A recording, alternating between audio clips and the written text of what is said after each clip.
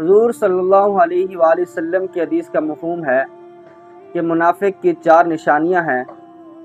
اگر یہ 4 نشانیاں کسی شخص میں موجود ہوں تو وہ خالص منافق ہے، پکا منافق ہے۔ نمبر 1، بات کرے تو جھوٹ بولے۔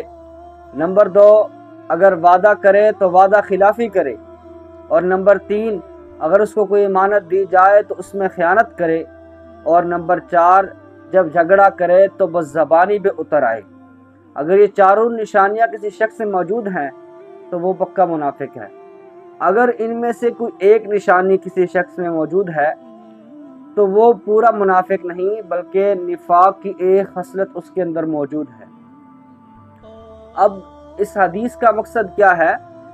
اب ہم اور آپ یہ نشانیاں سننے کے بعد کسی شخص کا تصور اپنے دماغ میں نہ لائیں، بلکہ اس حدیث کا مقصد پہچان بتانا نہیں بلکہ یہ ہے کہ ہم اپنے آپ کا محاسبہ کریں کہ ان میں سے کوئی نشانی ہمارے اندر موجود تو نہیں، کیا ہم ان چیزوں کے اندر شامل تو نہیں۔ اگر آج ہم اپنے معاشرے کو دیکھ لیں، معاشرے کے اندر کیا ہے؟ دکاندار یہ کہتا ہے اگر میں جھوٹ نہ بولوں تو میرا سودا نہیں بکتا۔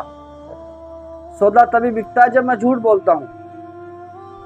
اور ہمیں کوئی امانت دی جائے تو ہم اگر کوئی ہمارے پاس امانت رکھوا کے چلا گیا ہے، اگر وہ واپس آتا ہے وہ کہتا ہے کون سی امانت، کب رکھوائی تھی میرے پاس؟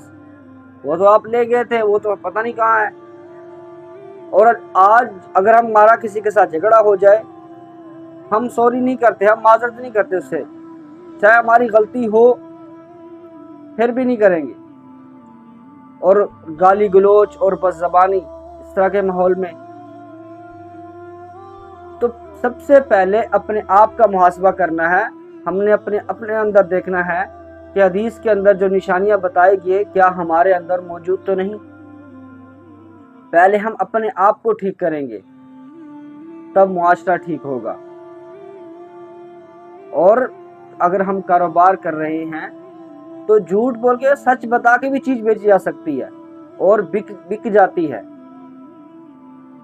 آپ اللہ کے نبی صلی اللہ علیہ وسلم کو ناراض کر کے اور اللہ کے ہاں اپنے آپ کو منافق ثابت کر کے یہ کام کرنا چاہتے ہیں۔ ہمیں اس پہ غور کرنی ہوگی، فکر کرنی ہوگی اور اپنے آپ کا محاسبہ کرنا ہوگا۔ ہمیں اپنے اندر دیکھنا ہوگا، نہ کہ ہم دوسرے لوگوں کے عیب نکالے۔ اب جب حدیث سن لی ہے، اب نشانیاں پتہ چل گئی ہے، ہم اب لوگوں کے عیب تلاش کرتے پھریں۔ اس سے بہتر ہے کہ ہم اپنے آپ کا محاسبہ کریں، ہم اپنے اندر دیکھیں کہ ہمارے اندر یہ چیزیں پیدا تو نہیں ہو رہی، کیا ہم ان کے اندر شامل تو نہیں ہیں۔ تو پہلے اپنے آپ کو دیکھنا ہے۔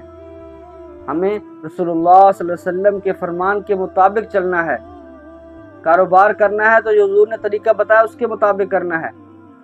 اگر کوئی امانت دے کے جاتا ہے تو اس میں خیانت نہیں کرنی بلکہ صحیح سلامت اس کو لوٹانی ہے۔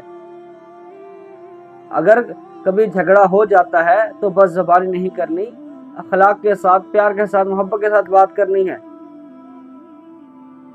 اور اگر کوئی ہم کسی سے وعدہ کر لیتے ہیں تو وعدہ پورا کرنا چاہیے۔ آج کل کیا ہے، اگر کسی سے ہم کہہ دیں گے بھائی کل آنا آپ سے زبان ہوگی، ہم اس کو اپنی زبان میں کہتے ہیں ٹوپی کرانا، ہم اس سے ٹوپیاں کراتے ہیں۔ پھر کل آیا، کل اس کو ٹوپی کرا دی کہ یہ مسئلہ ہو گیا، پھر پرسوں آیا، مطلب کہ اس کو بتاتے جائیں گے فلانے دن آؤ اور اس دن اس کو ٹوپی کرا دیں گے۔